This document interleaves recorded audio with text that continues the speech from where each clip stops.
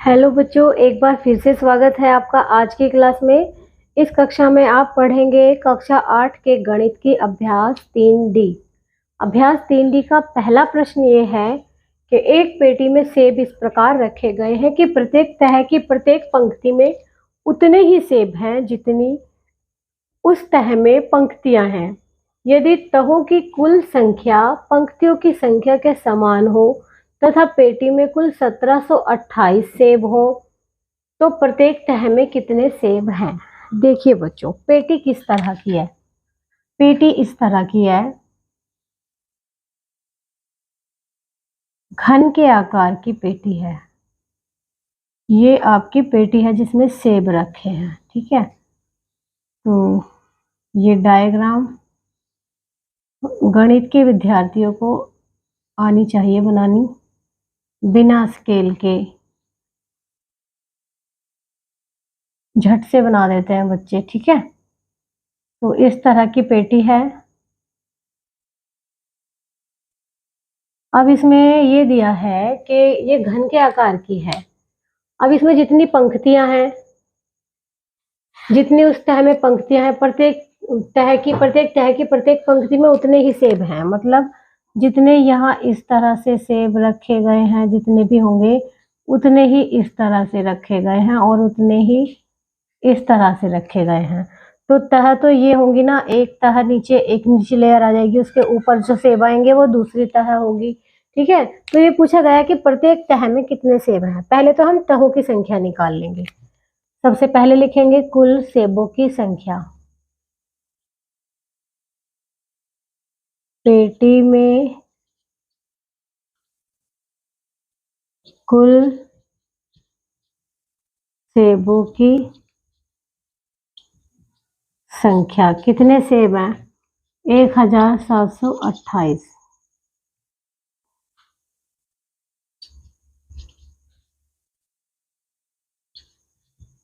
कुल तहों की संख्या, तह कितनी होंगी? 1728 का घनमूल। तो 1728 का घनमूल निकालने के लिए जोड़े बनाएंगे। 3 अट्ठे 16, 3 चौक 12, 2 से काटेंगे, 2 अट्ठे 16, 3 अट्ठे 16 कहाँ होते हैं?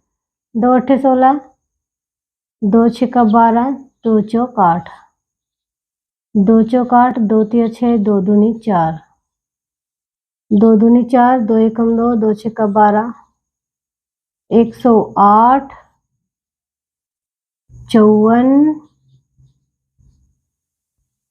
27, 9, 3 से काट के 3 और 3 से काटेंगे तो 1।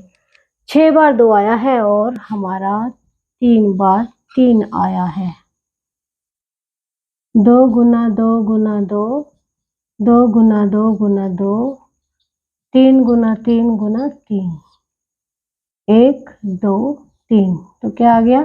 2 गुना 2 गुना 3, 2 दूनी 4 तिया 12। ये तो तहों की संख्या आई है, ठीक है। अब पूछा है प्रत्येक तह में कितने सेब हैं।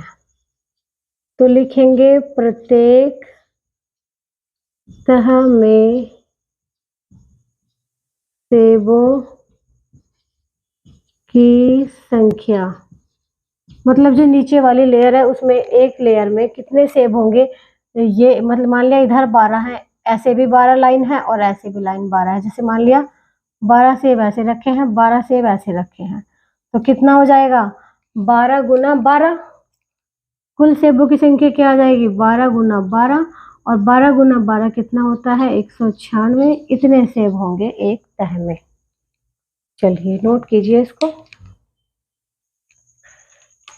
अब इसी तरह प्रश्न संख्या 2 में आपसे पूछा है कि एक पेटी में 216 आम घन के रूप में रखे गए हैं।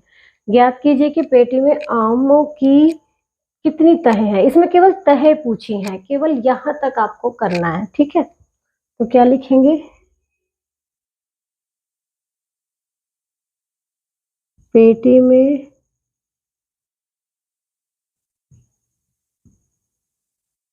आमों की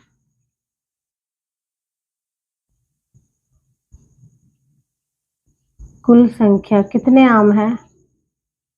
216। पेटी में आम की तहों की संख्या, पेटी में आमों की तहों की संख्या, तह कितनी होंगी? 216 का क्यूब रूट, घनमूल। तो 216 के हम अभाज्य गुणनखंड बनाएंगे 108, 27,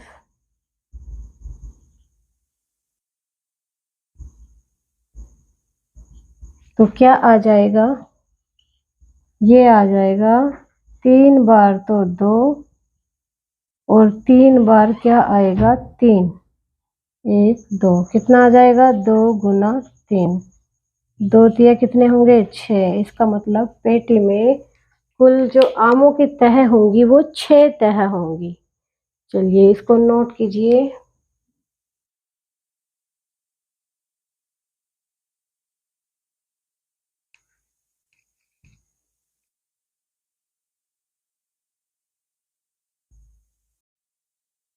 प्रश्न संख्या 3 में दिया है कि एक संदूक में चौक के डब्बे घन के रूप में रखे गए हैं।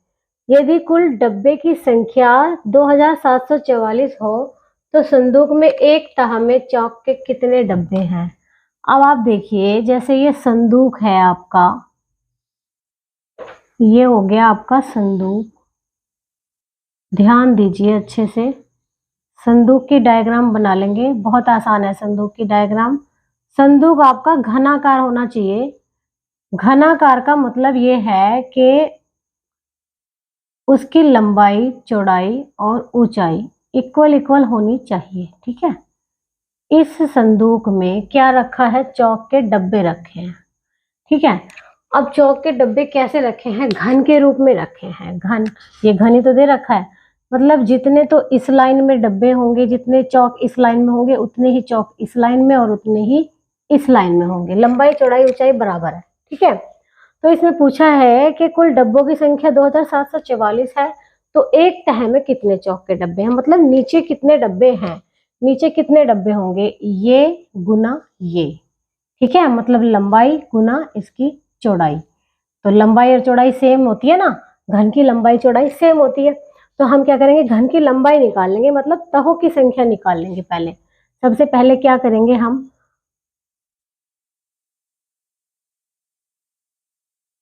संदूक में कुल चौक के डब्बे कितने हैं? 2744। कुल तहों की संख्या, तहों की संख्या कितनी तह होंगी चौक के डब्बों की, वो आएगा इसका घनमूल। 2744 का क्या होगा? घनमूल।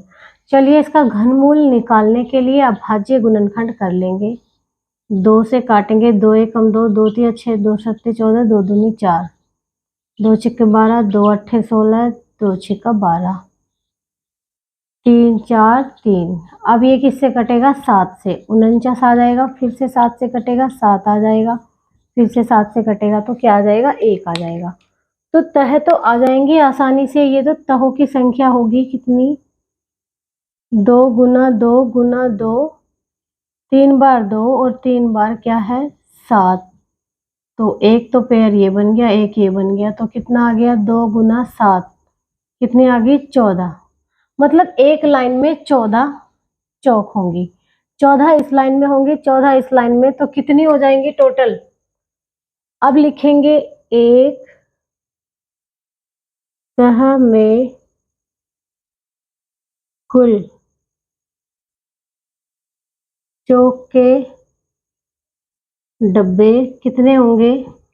एक तह में, तो तहों की संख्या आई है 14, एक तह में कितने होंगे? 14 गुना 14, कितने आ जाएंगे? 196। इतने डब्बे होंगे एक लाइन में, ठीक है।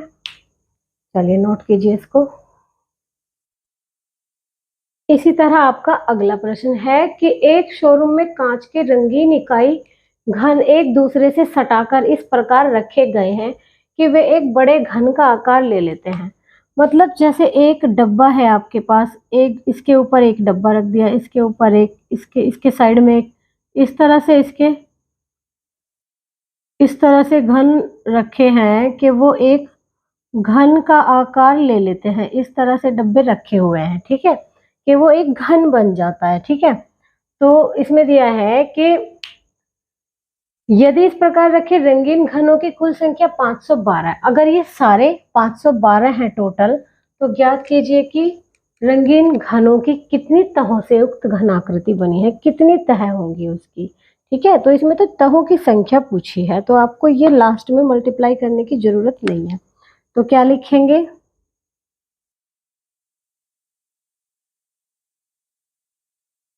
रंगीन घनों की कुल संख्या, रंगीन घनों की संख्या कितनी होगी, 512।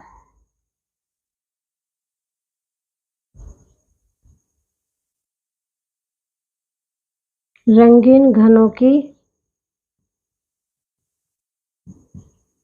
तहों की संख्या कितनी होगी, 512 का घनमूल। अब 512 का घनमूल कैसे आएगा, 2 से काट दो, 2 दूनी 4, 2 पंजे 10, 2 छक्का 12, 2 एकम 2, 2 दूनी 4, 2 अट्ठे 16, 2 छक्का 12, 2 चौक 8, 2 तिया 6, 2 दूनी 4, 16, 2 अट्ठे 16, 2 चौक 8, 2 दूनी 4, 2 एकम 2, तो क्या आ जाएगा, 9 बार 2।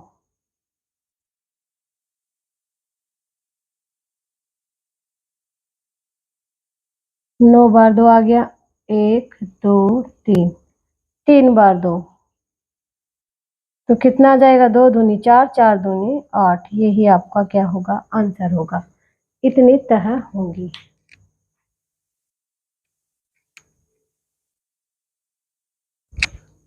नोट कीजिए इसको।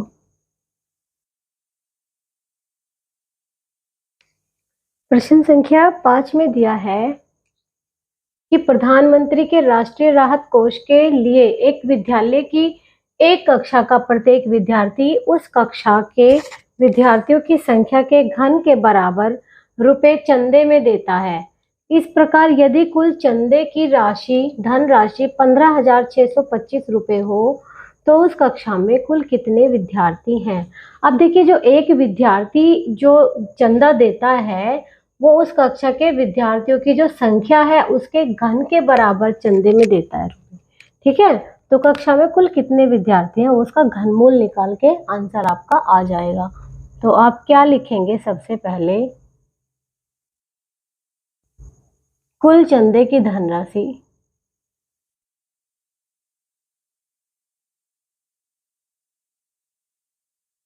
कुल चंदे की धनराशि बराबर 15,625। कक्षा में कुल विद्यार्थी, कक्षा में कुल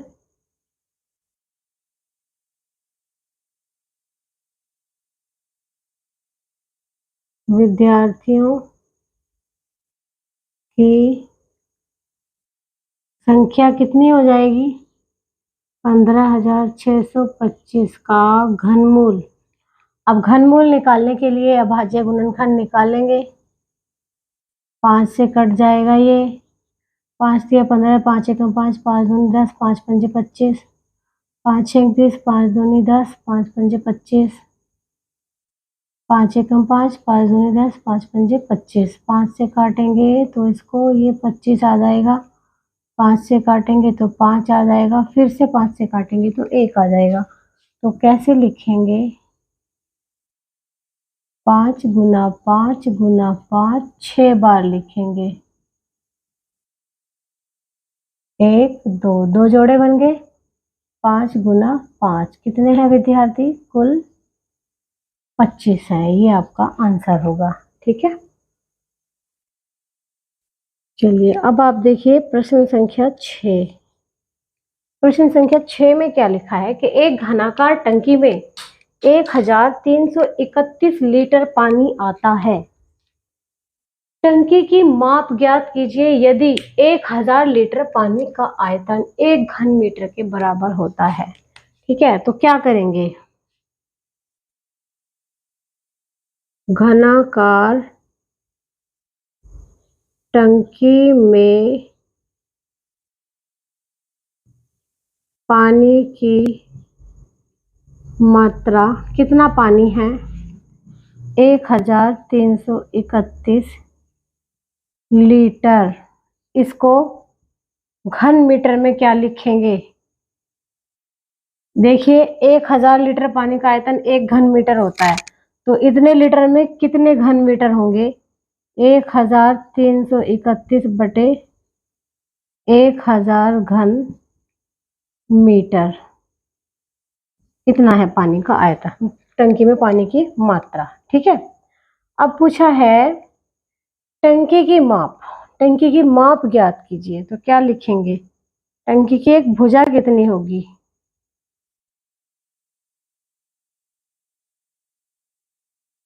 घनाकार टंकी की माप कितनी होगी, जो उसका आयतन है उसका घनमूल बटे 1000। दोनों के अभाज्य गुणनखंड निकाल लेंगे। ये तो 11 से काट के 121, 11 से काट के 11 और फिर 11 से काट के 1। इसी तरह 1000 के निकाल लेंगे।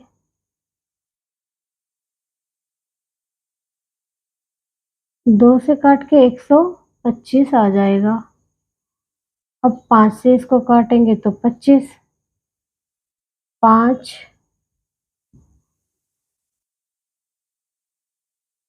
अब आप देखिए कैसे लिखेंगे इसको इस तरह से लिखेंगे, 11 गुना 11 गुना 11 और नीचे लिखेंगे 2 गुना 2 गुना 2 और 5 गुना 5 गुना 5। एक तो 11 का पेयर बन गया ये, एक इस 2 का, एक इस 5 का, तो कैसे लिखेंगे, 11 बटे 2 गुना 5 कितना आ जाएगा, 11 बटे 10।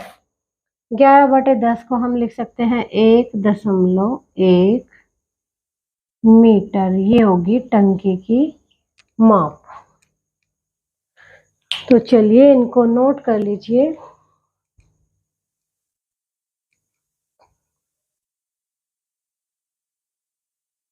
तो इस अभ्यास 3D में आपके 6 ही प्रश्न थे जो कि आपने कंप्लीट कर लिए हैं। तो चलिए फिर आपसे मिलते हैं अगली क्लास में एक नए चैप्टर, एक नए अभ्यास के साथ।